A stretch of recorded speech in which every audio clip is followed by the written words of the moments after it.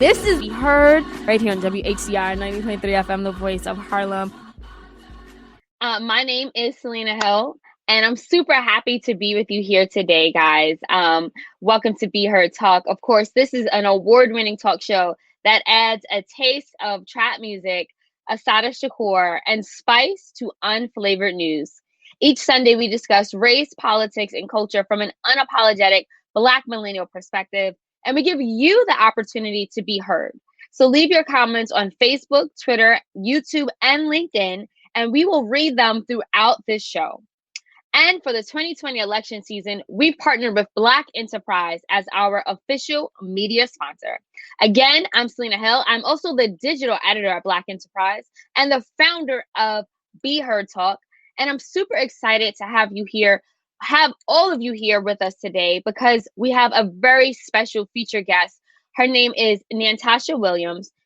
She is the New York City Council Candidate, the founder of the New York City Black Women's Political Club, and a community mobilizer. So she will be here with us momentarily. But before we get to Nantasha, let me kick things off by introducing two co-hosts to the show. Starting with Stanley Fritz. You about to lose your job.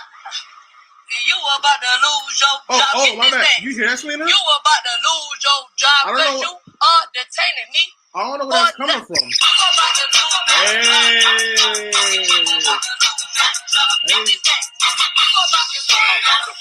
All right, I'll turn it down. My fault, Selena. Oh, yo, I don't know where the noise is coming from, Selena. I don't know what's happening here. While the music plays in the background, let me just say, my name is Stanley Fritz. I'm your favorite engineer on the PC 1s and 2s. You can follow me on Twitter at Stan Fritz. You can follow me on IG at Stan Fritz.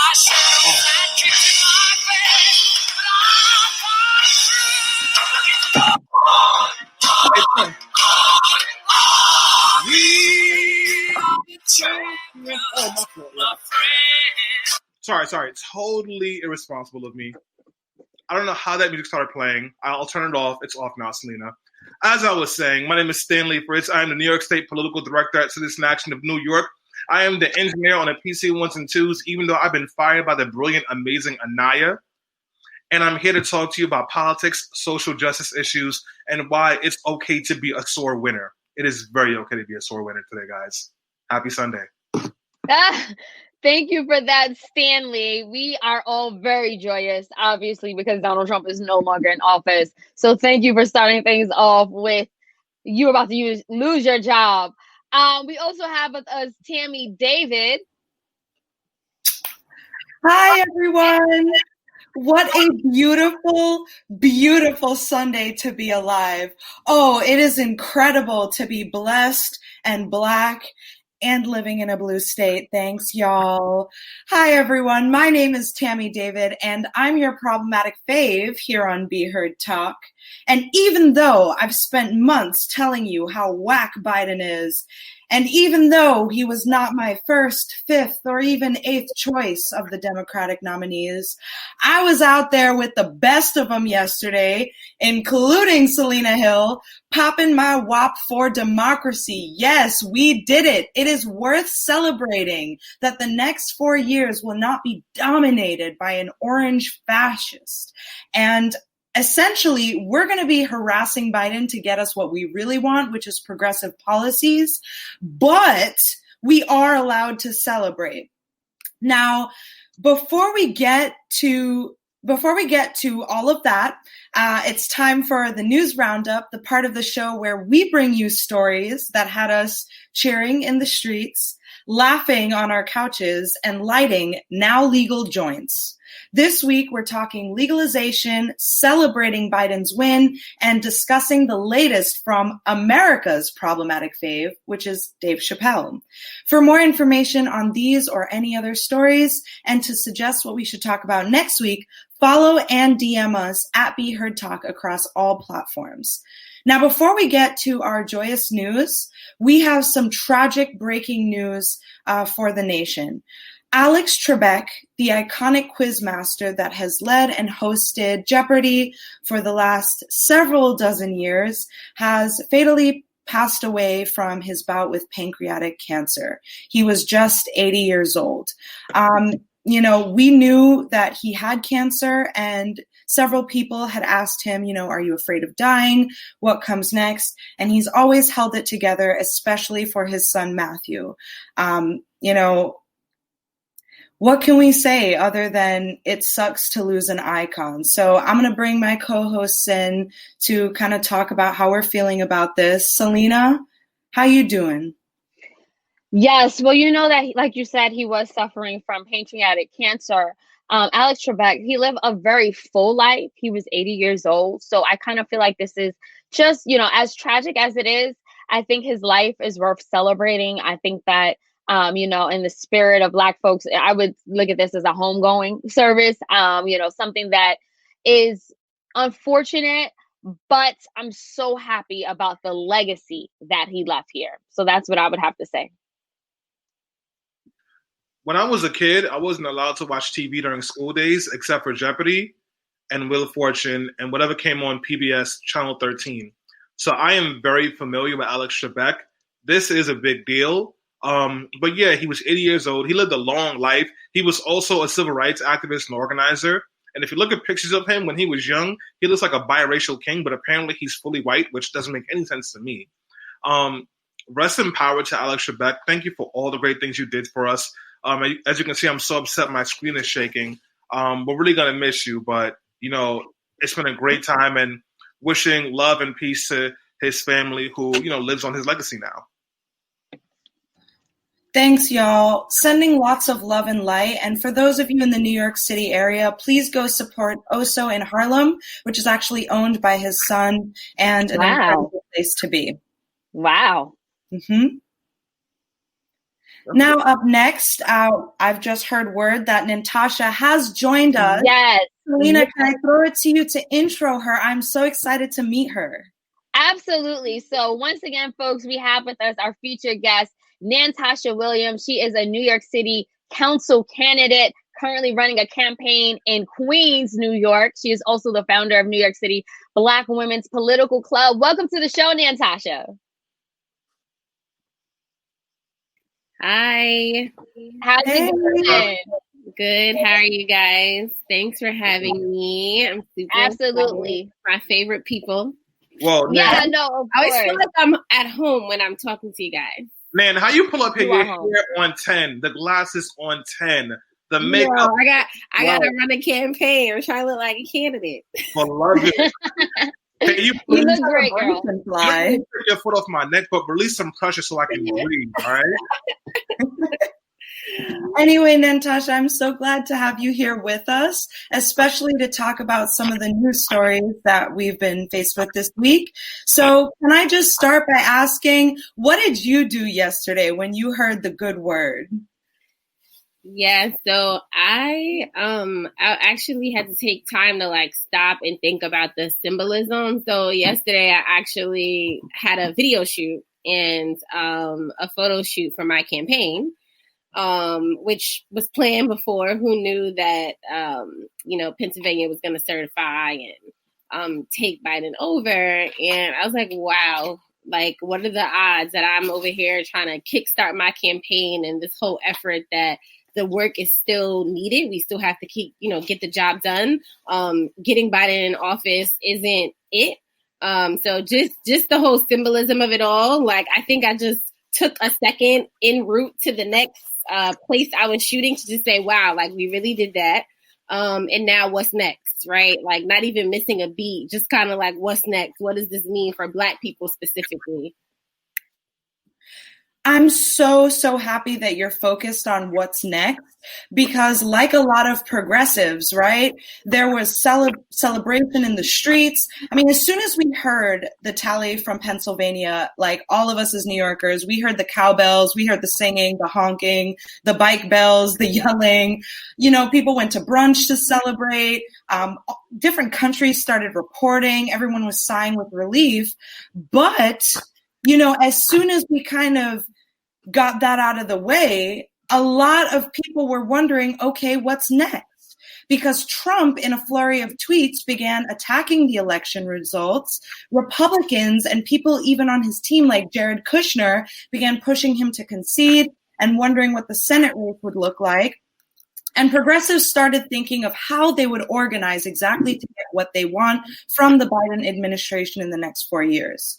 So while we're all celebrating and we are extremely ecstatic to have a blue president, we are still awaiting results from Georgia's hotly contested Senate race because we need the Senate for progressive legislation.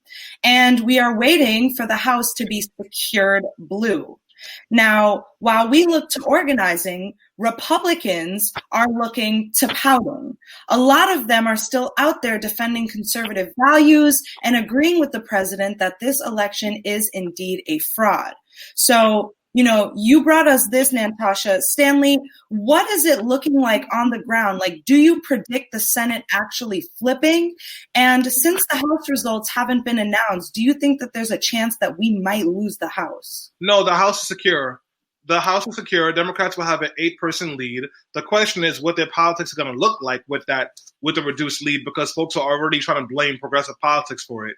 The Senate is a different story. There are going to be 2 runoff elections in Georgia to decide those Senate races, because John Ossoff, his race against Bill Perdue was at 50% up until about Friday. He dropped to 49%. And in Georgia, if you don't get 50% of the vote in a Senate race, it goes to a runoff. So there are going to be 2 big elections in Georgia in January. So we got to pull up again, Georgia folks. I've been cracking on y'all all pandemic because y'all ain't never closed. I love you, and I need you to secure the Senate bag. Because if you can do that, then we will get the Senate majority, and then we can pass a stimulus. So I'm really nervous but excited about that.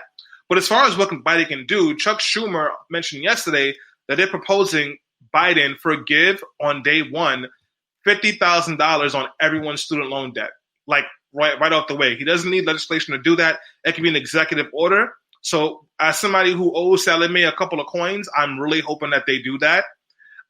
Senate Republicans don't want to work with Biden at all. So if we can get a tie in the Senate, that means Kamala Harris as a vice president is a tiebreaker. So if we can't get the majority, that's the second best scenario. And you can potentially pass a stimulus with that tiebreaker. So fingers crossed and see what happens over there.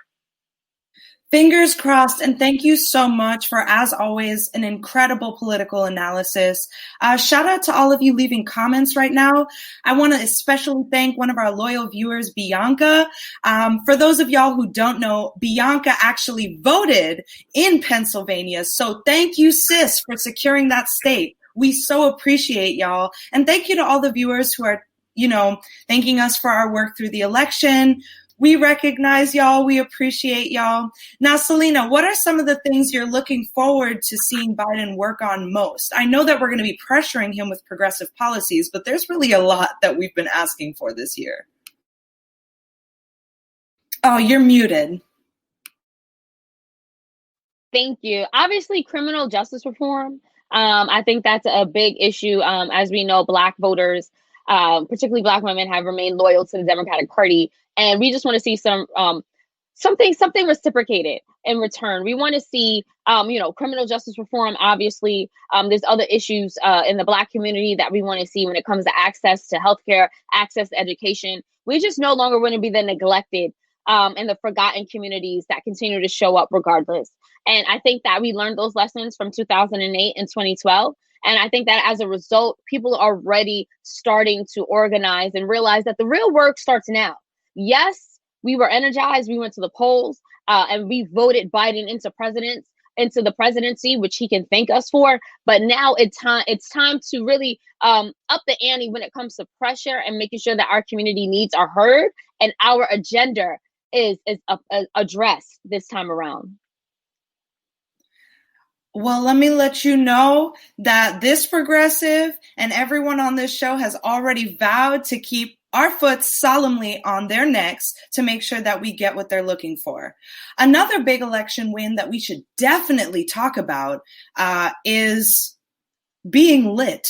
Now, jokes aside, I know a lot of people were drinking this week, smoking this week out of anxiety or stress, but quite a few states actually just legalized marijuana for recreational use. Sadly, still not New York. Arizona, Montana, New Jersey, and South Dakota were the latest to bring the right to use, bringing the states tally up to 15 states.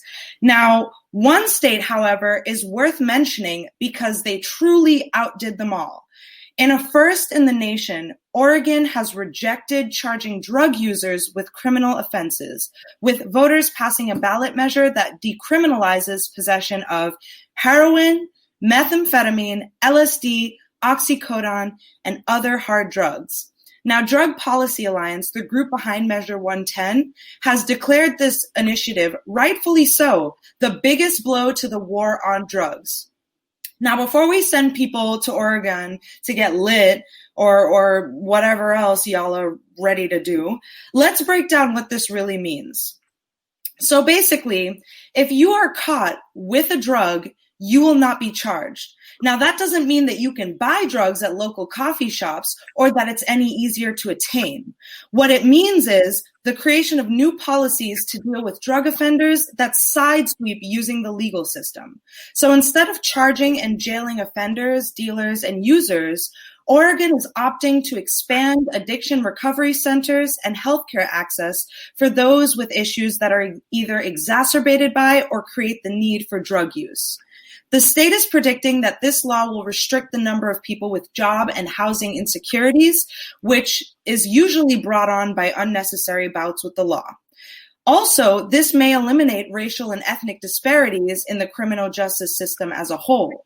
Now, as y'all know, when weed was legalized, the first people to benefit from it were who? Rich white people. And the people who usually don't get charged in drug charges are who? Rich white people. So while this is a new concept for the US, several countries have already successfully tried this initiative. While Portugal, the Netherlands, and Switzerland have already decriminalized possession, Portugal's numbers are extremely hopeful. So they've reported that drug use remains overall stagnant, so it doesn't create new addicts. But drug deaths fall significantly while the number of people treated for drug addictions rises. So with a country like ours that has a significant problem with addiction, Oregon is once again leading the way with a solution. I want to start with you, Nantasha, because you are a candidate in a city that, arguably has quite a bit of drug use. How do you feel about total drug decriminalization? And do you see this as a trend that may come to New York? I think it's a conversation we need to have. One of the first things that I worked on when I worked for the New York State Assembly with former Assembly member Kareem Kamer was decriminalizing marijuana. It was a bill that Hakeem Jeffries had, but then he went to Congress, and so Kareem took over the bill. And this was almost 7 years ago.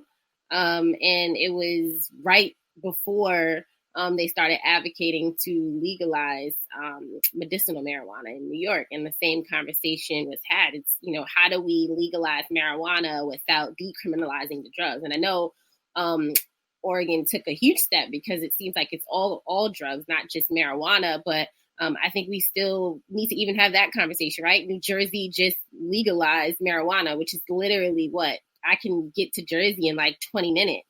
But what does that say about decriminalizing people who are currently incarcerated for marijuana drugs? So I think we definitely need to have a conversation. I am for decriminalizing drugs, especially, for drug users, not folks who are actually selling the drugs. I think we need to have a conversation about that. But I am for decriminalizing drugs to the extent that we're trying to legalize certain drugs and people are actually becoming rich off of the sale of drugs.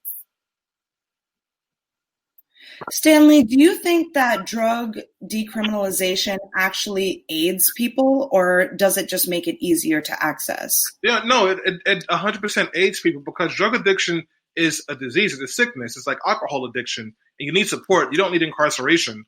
What I think is funny, though, is that when we were dealing with a crack epidemic in Black communities, we criminalized it. But now it's white people who are the ones who are dying and overdosing on drugs. And all of a sudden, we understand that you need to give people the right supports so they can take care of themselves. And now we're decriminalizing it. And also, you'll notice the states with the most progressive drug policies tend to be homogenous states. And what I mean by that are states where there's really only a dominant one racial demographic. In Oregon, Portland, it's mostly white people. It's like 3% Black people there. So it's a lot easier for them to legalize it there or decriminalize it because you have fewer people worried about giving rights to Black and brown folks. So it happened in Portland, and I'm happy for them. I'm not confident in how successful that will be in New York State. We're having trouble just getting it legalized here. And Selena, to wrap the conversation, let's comment on what Stanley said. Now, Oregon is primarily white, and as we know, the opioid epidemic is a huge spur of this progressive policy. I mean, it's mainly white people who are suffering from opioid addiction. Do you think this initiative was a result of that? Oh, yeah, absolutely. I think, racial politics affect every single thing in this country. This country was embedded on white supremacy and it continues to reign supreme.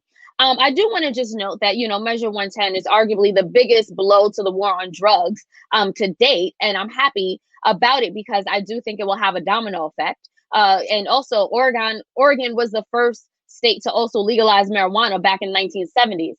So they've been pioneering in this space for a long time. But I do want to say that, speaking of the drug addiction in this state in particular, 1 in 11 residents of Oregon are addicted to drugs, and nearly 2 people die from an overdose every single day.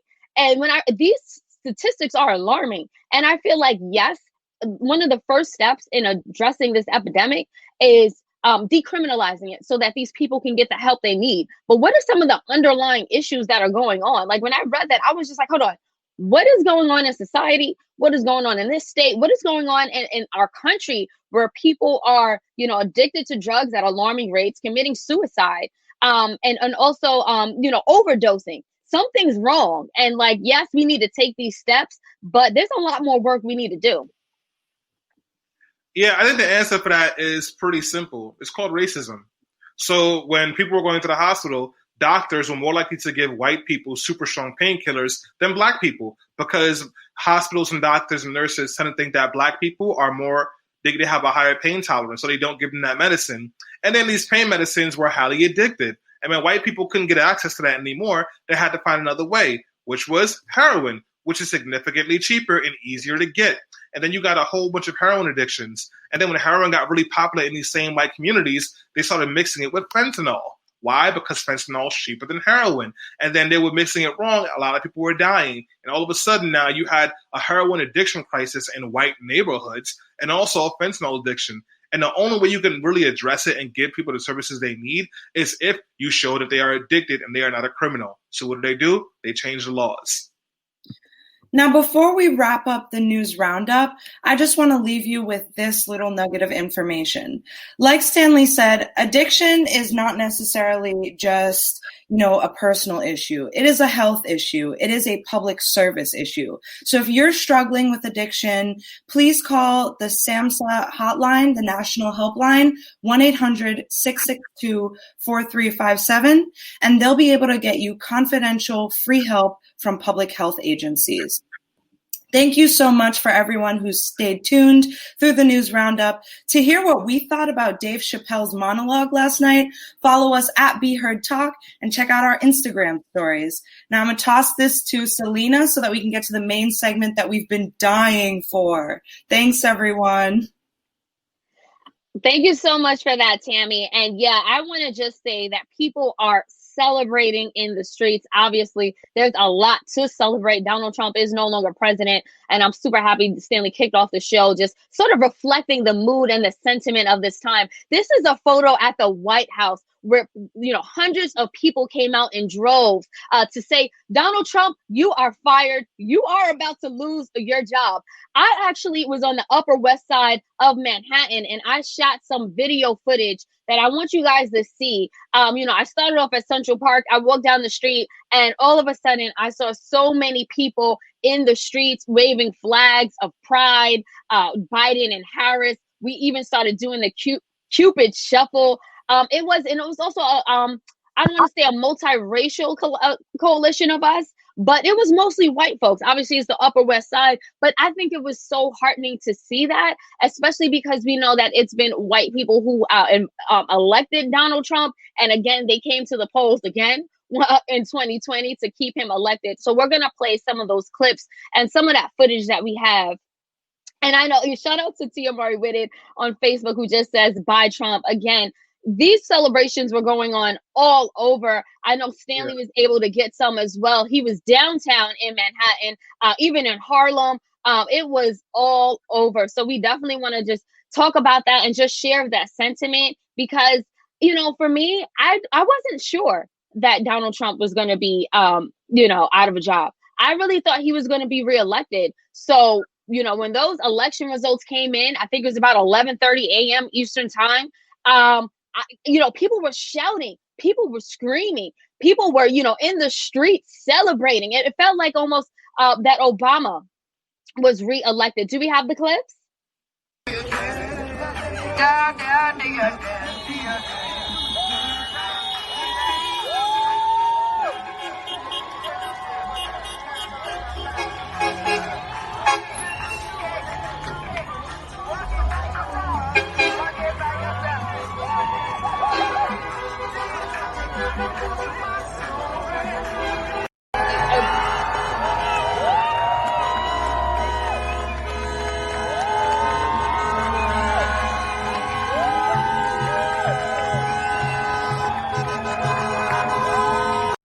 Footage that we could play.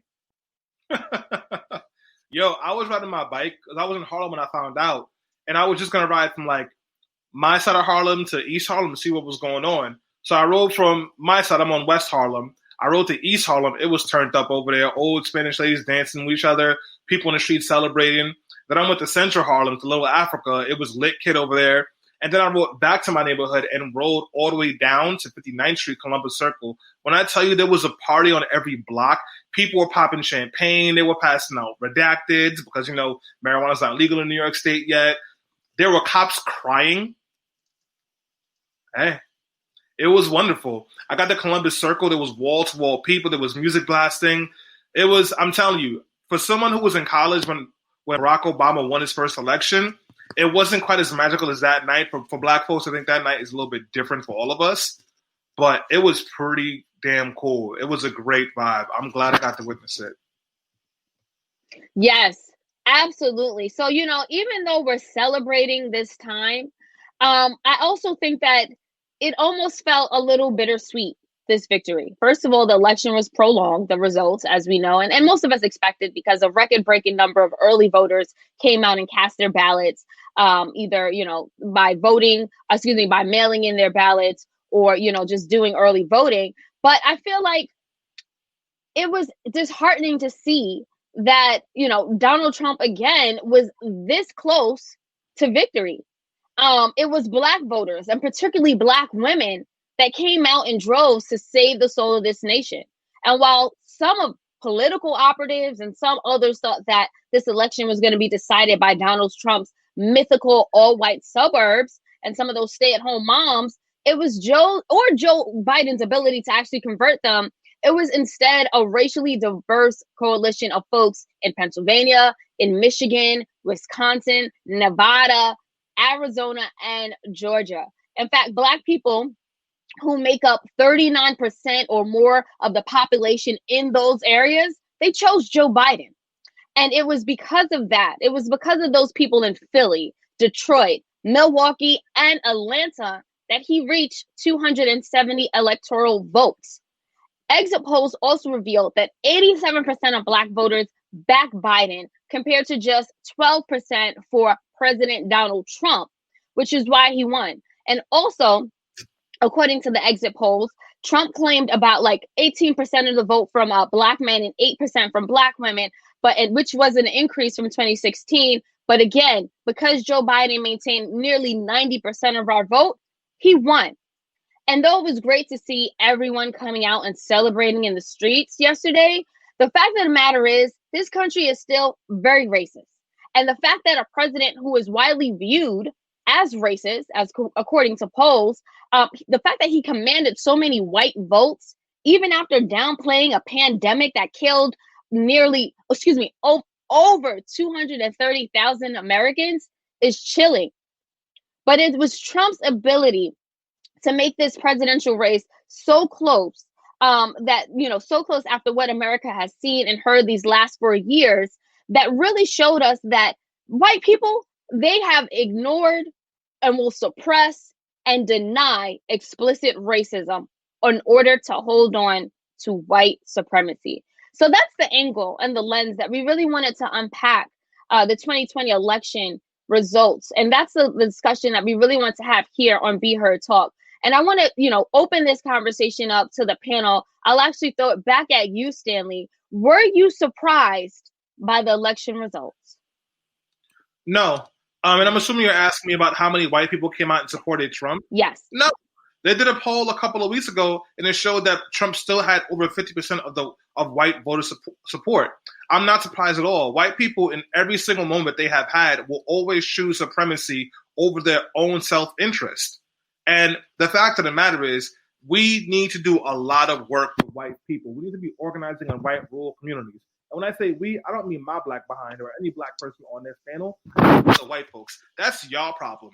So the white people who were celebrating on 148th Street and Broadway, take it behind somewhere to Erie County, New York, go to Alabama and talk to those white folks, because white supremacy is not just going to kill them, it is going to kill all of us. And this false dichotomy that white people voted because they don't like socialism or crime, it's BS. It's because of white supremacy. So I'm not surprised at all. I'm not surprised that 68 million people supported Donald Trump. I've been saying it for the last 4 or 5 years. White people are racist. I think my point has been proven with an election now. Tammy, I want to throw it to you now. Why was this election so close? Because that's easy. Why would people want to change the status quo that is working for them? I mean, the people who are not disenfranchised in this country will do, and let me clarify, white people with money, power, and privilege who are not disenfranchised in this country will do whatever it takes to hold on to that power.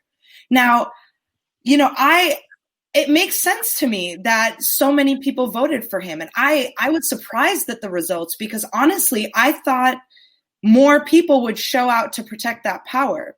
But our side was clearly stronger. Now, people with a vested interest like racism or their financial gain on the backs of like third world countries, those are the people showing up, donating, making sure that their conservative interests are at play. So that's why they're showing up. That's why they're protecting it. We actually have a comment from LaTanya Woodson, who actually holds a PhD via LinkedIn. LaTanya says racism is alive and well, and I did just want to acknowledge that, LaTanya, because we agree here on the panel. And thank you so much, guys, for leaving those comments. Keep them coming. We will continue to read them throughout the show. Nantasha, same question for you. Were you surprised by the results, the number of, people who still came out and support him, and the fact that Donald Trump nearly won this election? Lena, I think I was more like you. I just wasn't sure that we were going to be able to pull it off because the Democratic Party is rather interesting. And Joe Biden, by any means, was not the candidate of gab or choice, especially for me. So I wasn't shocked. I think the thing that was really shocking to me is how close he was in various states, right? Not just the states that we're talking about, but even in New York. I was, we're blue and that was cool. But like, if you actually go and unpack the numbers, if you look at specific areas, even right here in New York City. So I'm not even talking about upstate New York because that's a whole other conversation. I'm not even talking about Long Island, which is like the whole island is pretty much red. But I'm just talking about even in New York City, if you look down, and I was looking in Queens and looking at how certain areas voted. I mean, Donald Trump got plus 40% here, right here in New York. And so I think I was more so just taken aback at just how close it was across the country, and just solidifying this thought that, yes, racism is real, and that we're really split. And I think there really needs to be, and Stanley was getting to this changing of minds and hearts, right? Like there's clearly something happening with people's minds and hearts, and it's specifically around race. And how do we change that? How do we get people to recognize that it's not just about your whiteness, but it's about other things that impact you too? And so, yeah, I think I was just more so shocked at how close it was just across the country, not just in these specific areas, but across the country. It was really close. That's why we got to give up on the white vote, honestly. If Yeah. the Democratic Party spent more time focusing on the Hispanic vote and cultivating and doing more for the black vote, we'd be much better off. If we know that we're going to get about 40% of the white vote no matter what, and the rest of them are going to go for white supremacists like in the Republican Party and Donald Trump, why do we keep trying to speak to this mythical Rust Belt white voter who feels bad about racism? This election showed us that it doesn't matter what you do, they're still going to vote for white supremacy. Meanwhile, Biden won Pennsylvania because of black Philadelphia and black Atlanta and Flint and black Detroit and black and brown and indigenous Arizona. So, like, if white folks want to vote for their own demise, leave them be and focus on the people who understand what's happening here. You know, Stanley, you brought up a great point. Tammy, Stanley is saying it's time for the Democratic Party to stop trying to court white voters. I don't think they would take such a radical stance because they have proven themselves. The establishment is, very moderate and conservative. And we even see at the DNC, how many Republicans did they have speaking? So, I mean, yeah, I agree with Stanley, but is something like that even feasible? What are your thoughts, Tammy? I don't agree with that sentiment because unfortunately, white people, well, that sounds kind of mean, but, white people do make up the majority of this country. There are predictions that, POC will be the majority at some point, given immigration and, interracial marriages and childbearing, but we are well off from that. And unfortunately, if we want to progress our agenda, we have to get to the people that are holding us back. Now, I used to work with someone who I'm really close to. He's a white male organizer. And I remember in college, he was saying that he's always had this dream of organizing in the Rust Belt and in Bible Belt states. And my sort of thought to that is, well, why don't you? Like, white people are the ones who should be bussing themselves out during elections to all of these states where it seems like white voters are not on track on protecting even their very own interests, and they should be doing the work. Because consistently, in terms of the organizers actually showing out, it is POC progressive organizers. And we've proven with this election that we can collect our people, and we can collect the majority, but it's too close, which means that white people, we can give up on white voters because that's not our job. But the majority of white people, the white people claiming that they are the good ones and they are not racist and they want to protect our collected vested interest in progressive politics and racial equality, those are the people who should be doing the work, not people like us. Nantasha, what are your thoughts?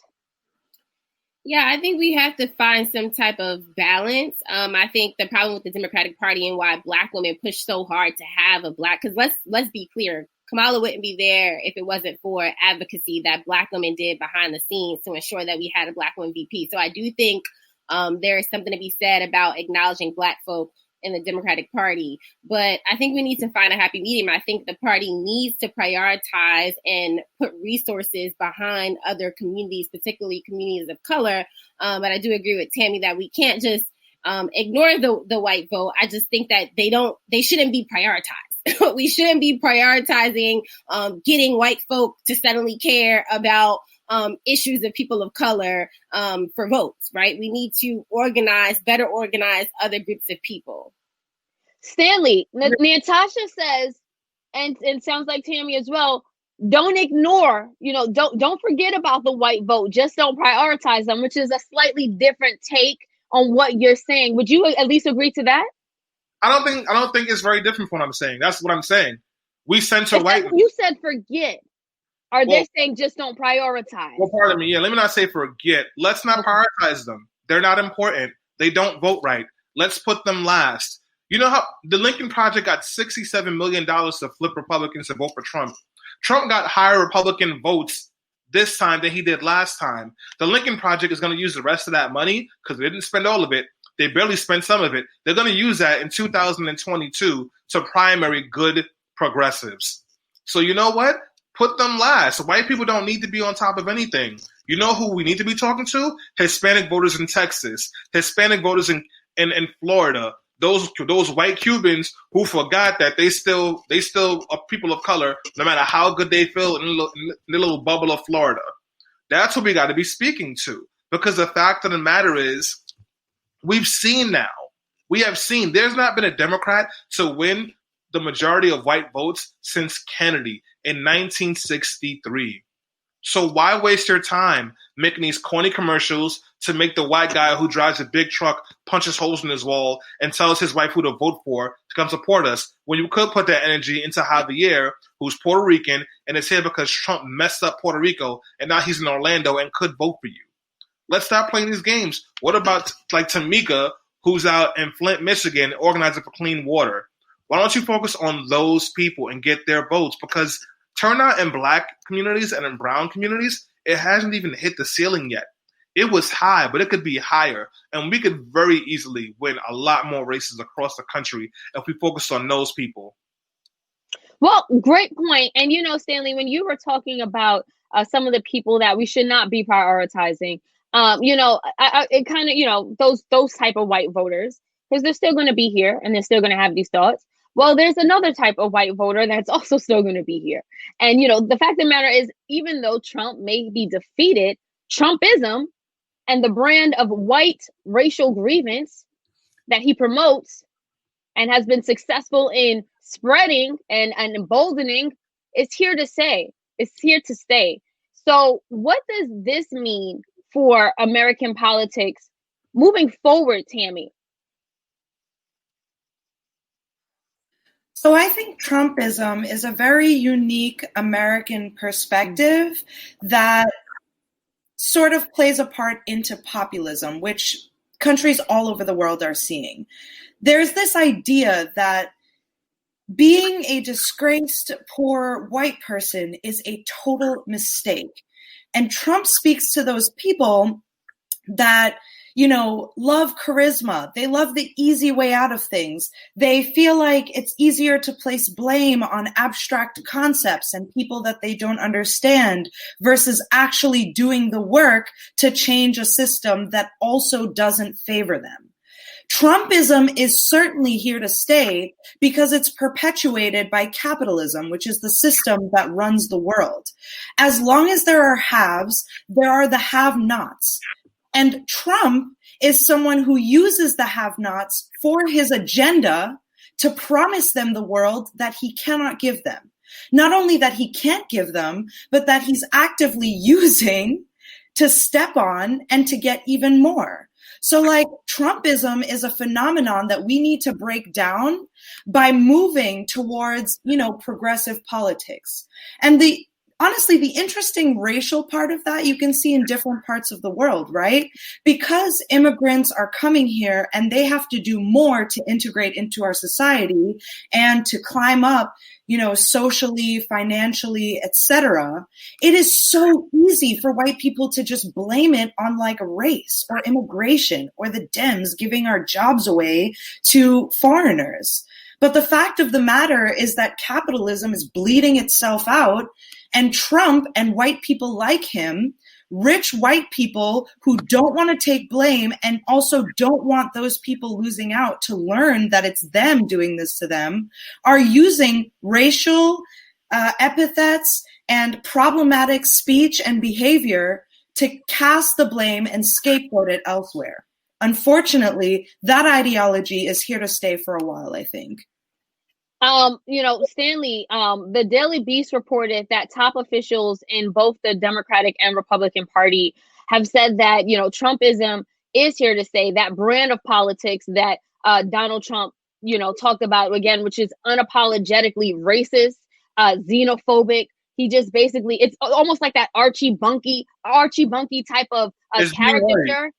It's just being white. Let's just call it what it is. White supremacy. Well, I will say, there's a difference in it because he was more emboldened. Like, I'm trying to say that other candidates, at least in my generation, I've never seen another candidate come on a political stage and say Mexicans are racist and are rapists and drug dealers. I've never seen another candidate say things like, these African countries and Haiti are S-hole countries. That's the type of brand of politics he was pushing. Yes, their policies may have been racist and may have disproportionately hurt Black communities, but Donald Trump definitely took things to a new level. No, I mean, Donald Trump, like, the only thing the other politicians did was just clean it up with gaslit language. The policies are the same. It's just white supremacy. Trumpism is just loud racism. Like, let's be honest about what we're dealing with here. And the fact of the matter is Democrats and Republicans are very comfortable with it because it's the world that helps to uphold capitalism. All those people who don't wash their feet, who have crusty elbows and maybe have sex with their siblings that voted for Donald Trump, they're not going anywhere. And the rich people who also want to keep their money and who are also white, they're not going anywhere. So we really have to go on a big campaign to do anti-racism work to help poor white people understand why calling someone the N-word and voting for a white supremacist does not help your life. You need to be working with Black and brown people for your own liberation as well. But we can't get there until they understand that white supremacy is the problem. And Donald Trump makes them feel good about themselves because I might be poor. I might have diabetes. I might need an electric wheelchair to move around. I might smell. I might be related to my son because his mom is also my sister, but at least I'm not Black.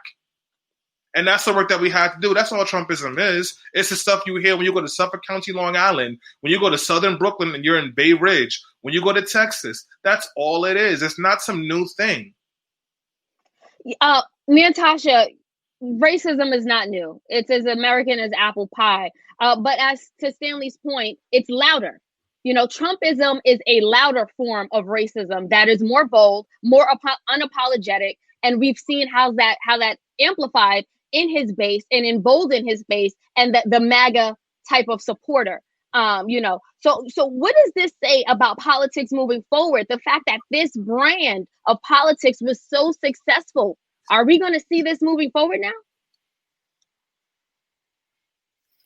I definitely think we're going to see it moving forward because it hasn't gone anywhere. It's still here. And he set a precedent, right? He said, you can be loud and racist and you can almost win your reelection, right? Like that's what Trump says. And so I think we're definitely going to see that. We have so many Trump supporters who are now in office. And I'm sure they're going to keep up with that same ideology. It's not going to go anywhere. And I think what you're seeing is I just watched a movie before joining this, and the guy, I like action movies. So the guy is literally on his death. He then got shot like 50 times and he's still trying to pick up his gun to shoot people. And it's like, that's what I feel like whiteness is right now. It's like, they know that they're literally they're dying out. White supremacy is something that's like, it's still it's here, but it's like, it's dwindling significantly. And I think they feel that, like, that's the energy. And so they're literally fighting to the death, right? Like they're going to do everything in their power to maintain, this type of order. Because they know this order is coming under major scrutiny and challenge. So whatever they can do to maintain this order, that's what they're going to do. And I think that's what we're fighting against. And I think it gets back to what Stanley said, which I love. He's so prophetic all the time, which is we really need to have we need to change hearts and minds.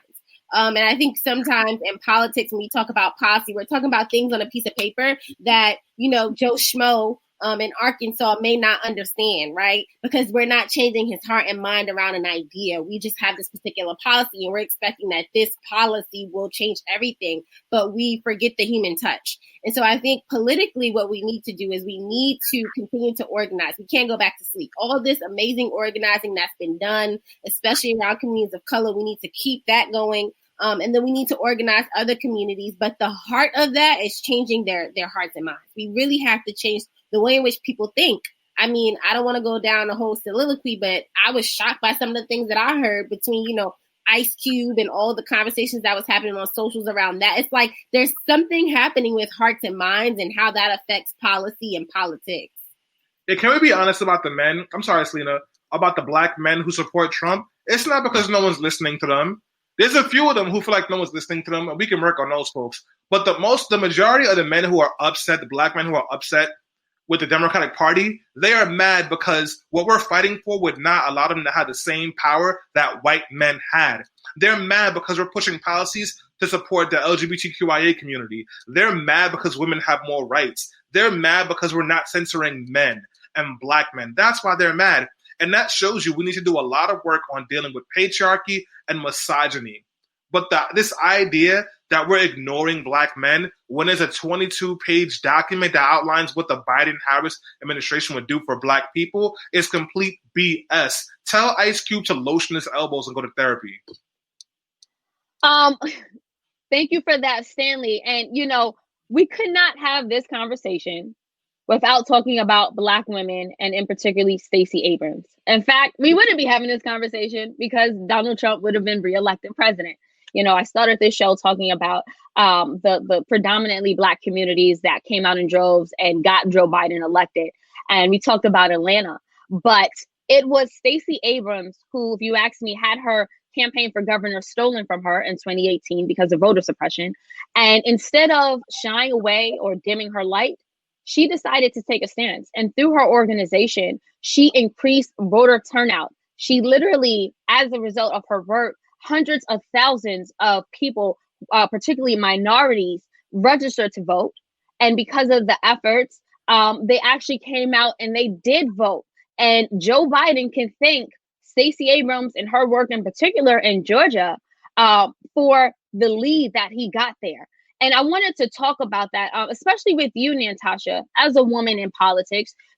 First-handedly that, being a black woman was not something that was always welcomed or inviting, even in the Democratic Party. We don't see enough black women running or being supported in the Democratic Party. What are your thoughts on, Stacey Abrams, black women, the fact that we came out again to save this democracy? And do you ultimately think that our loyalty will be reciprocated? Yeah, I am remaining optimistic. And I say that because if you look at the Biden campaign, if you even look at, who they chose chief of staff for Kamala, a black woman, if you look at what Stacey did, and again, I said this earlier before, if you look at the fact that we even had a black and Indian American woman as VP, that was because of the advocacy of black women. So I think the Democratic Party knows that is a very important constituency that they cannot ignore. I was also looking at Joe Biden's transition team. There's a very important black woman on his transition team. And so I think I'm optimistic. What I do feel though is that we have to literally keep the same energy, right? So we can't be like, okay, Kamala's in office, we got a few black people here. No.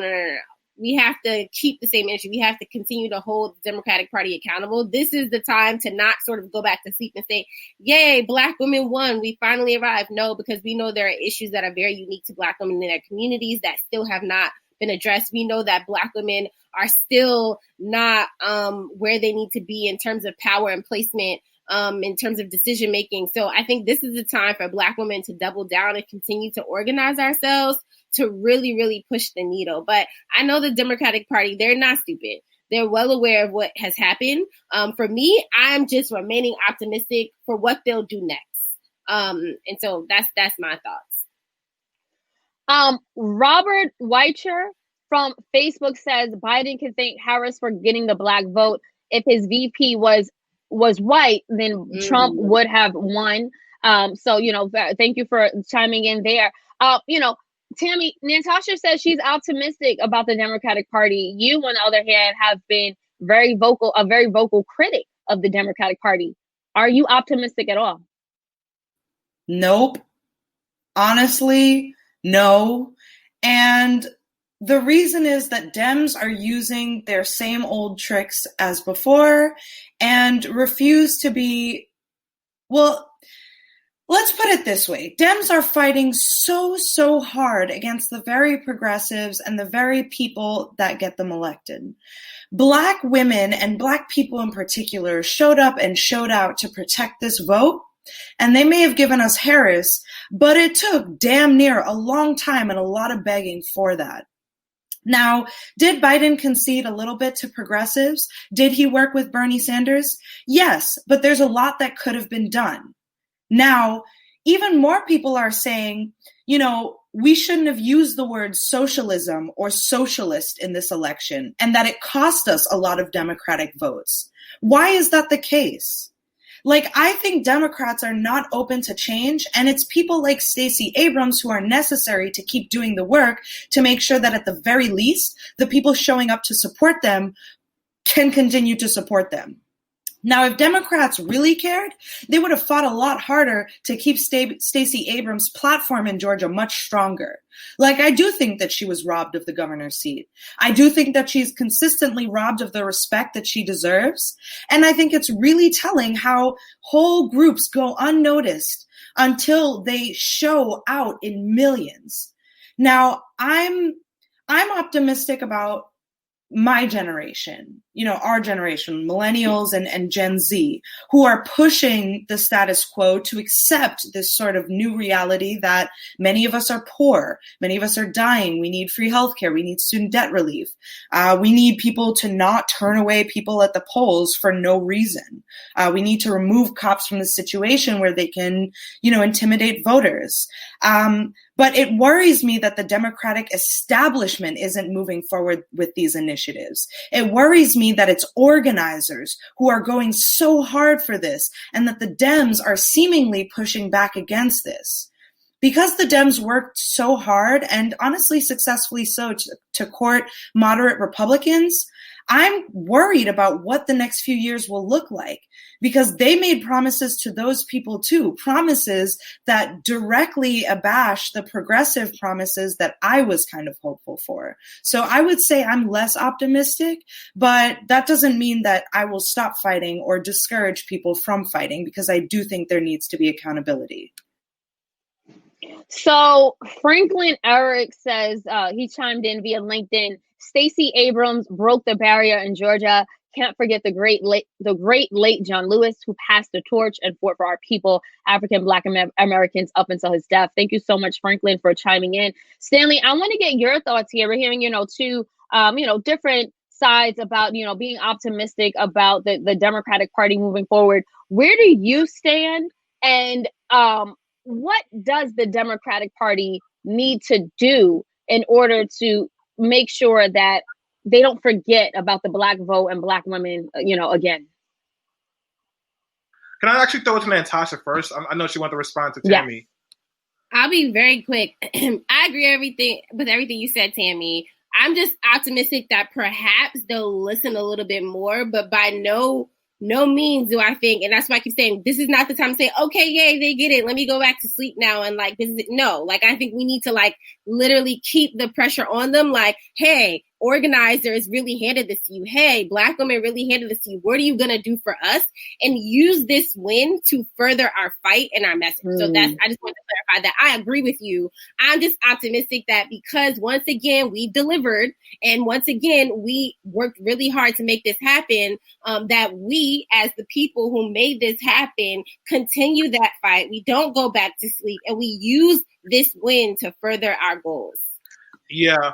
We need you on the council, girl. We need you on the council because look at what happened with the defund initiative. Bloop. That's a big example here in the city. And so. Well, and just to, because I know we are getting down to the wire and, just to move things along, Tammy, there was a report that came out that a number of Democrats from moderate states or more conservative states that won House seats.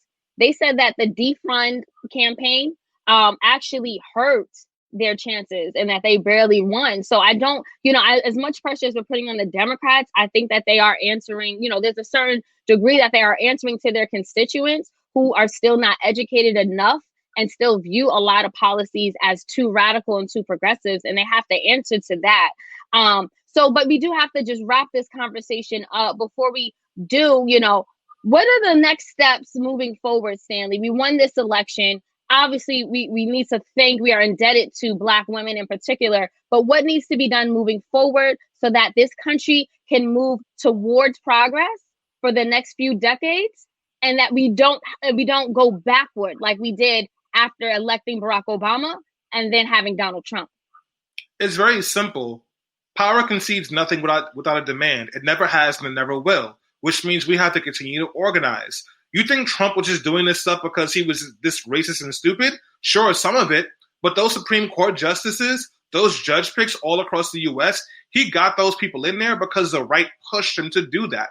And we have to be prepared to push Joe Biden to do the same thing. Right now, the Biden administration is talking about forgiving up to $50,000 in student loan debt for all Americans who have student loan debt. Why not make it all of it? We should be organizing him and the administration and pushing them to the left. As far as stuff like defund and the police reform work needs to happen, the fact of the matter is, for most people, defunding police was a brand new conversation that popped up after George Floyd.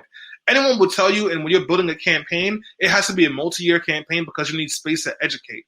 Now is our time to educate, to flip the worldview, and get more people on our side. The Democrats are 100% wrong if they think that people voted for Trump because they didn't want to defund the police. They don't even know what that means. And no one in the establishment has done the work to do education, and they won't. So we need organizing. It always comes back to organizing. Tammy, final thoughts on what needs to be done moving forward so that we can continue to look forward to progress in this country? Besides organizing, I want to say education, because I feel like a lot of liberals, like I've been making fun of this all week, a lot of liberals, now that Biden won, are going to go back to their little cubby holes and drink their white wine, go to brunch, and just vibe like everything's okay. It's still not okay. Like on a local level, New York has crazy rates of income inequality and poverty. And this is something that is unacceptable to me as a local organizer. But I need to acknowledge the fact that I don't know enough about national organizing, and I don't know enough about the pockets of people that overwhelmingly either voted for Trump or had no idea what comes next. And so I would say if there's a particular issue that is on your mind, do the research on it. Google local organizations that talk about, student debt or racial inequality. I know I, for one, am going to lean on the Southern Poverty Law Center to research racial injustice on a national scale and what can be done to reach all of those people that voted for Trump overwhelmingly. And besides that, I'm going to keep my eye on local politicians. Just because New York is blue, that doesn't mean that our elected officials are going to keep pushing for progressive issues, but I'm going to make sure that they do. Nantasha, I'll give you the last word.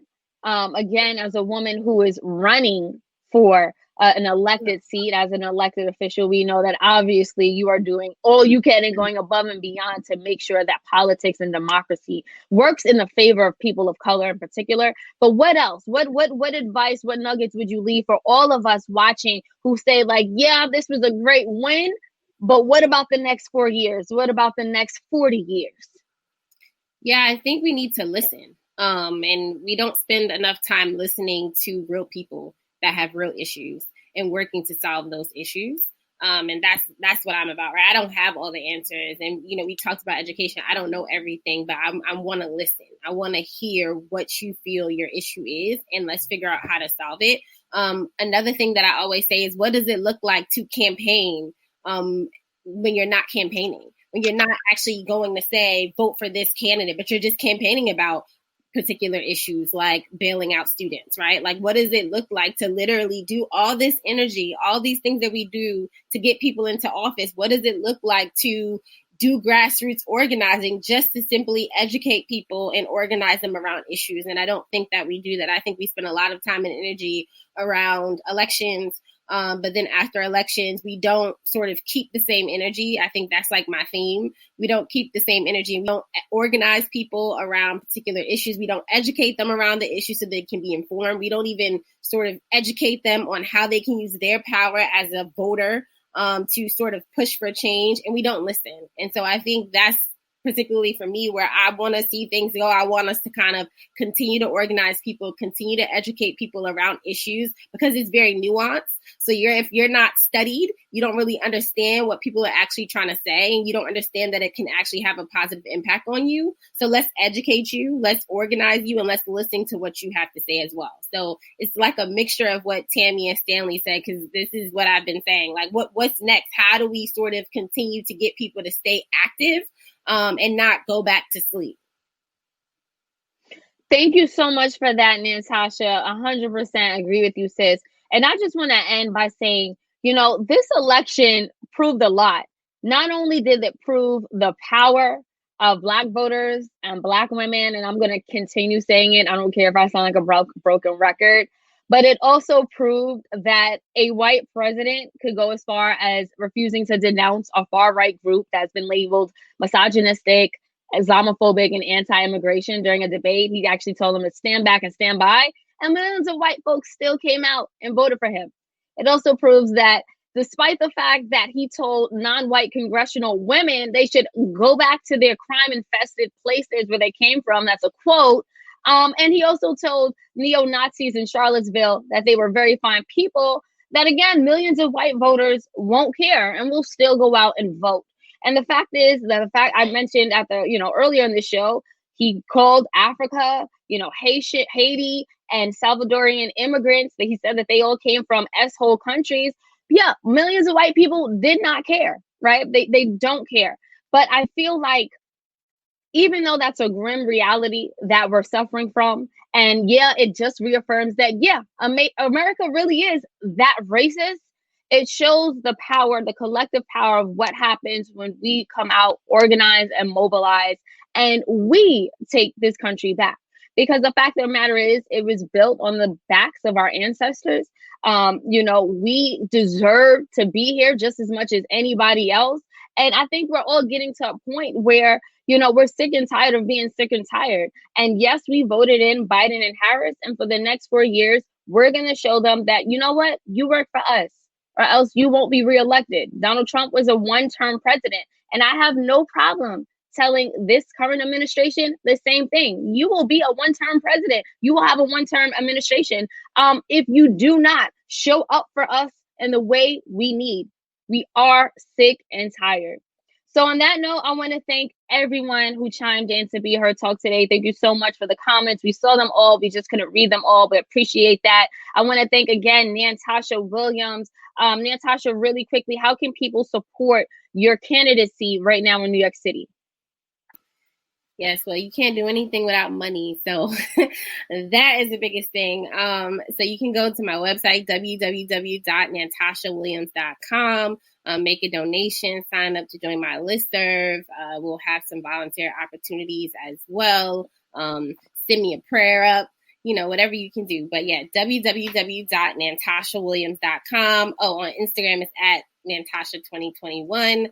And just whatever support you can offer, advice, right? I keep saying I want to listen. Like, I really want to hear from people. I'm not one of those people that say I have all the answers. I want to also listen to other thoughts and other solutions to the problems that we're facing here in New York City. Absolutely. So again, guys, we'll see you again next Sunday. Continue to stand up and be heard. Thank you.